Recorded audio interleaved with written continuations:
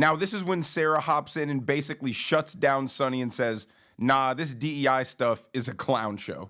The David Axelrod conversation you're talking about was in reference to the DNC winter meeting that happened over a few days, and I just want to show a quick clip of what went down. You may vote for 2 males, 2 females, 2 of any gender, okay? Nope, you can't do that because we've got to balance. You could vote for 1 of any gender, okay? Or no, non-binary gender, excuse me.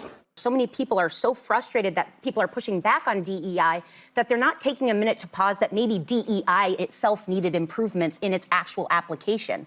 We're seeing a lot of things. One was New York Times staged fake interviews with diverse candidates. Wells Fargo, the New York Times reported it, sorry, just to be clear. A woman or a person of color, after the position had been filled, to check off their boxes of minority inclusion. That's not helping anyone. So a lot of the problem is that... But that implies that the woman wasn't qualified for the job. There was no job. When that absolute embarrassment that took place at the DNC is starting to make the ladies of The View realize that this DEI thing is nonsense, the Democrats may be too far gone to honestly ever return to normality.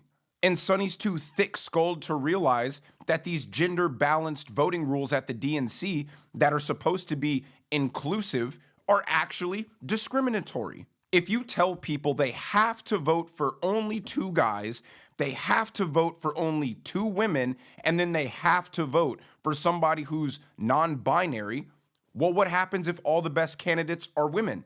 What happens if all of them are men? What happens if all of them are non-binary? You're excluding yourself from the best people because you're putting in place arbitrary quotas to reach some sort of equality. And I almost fell out of my chair laughing when Sarah had to tell Sonny, these weren't real jobs. Did you not hear what I said at the beginning?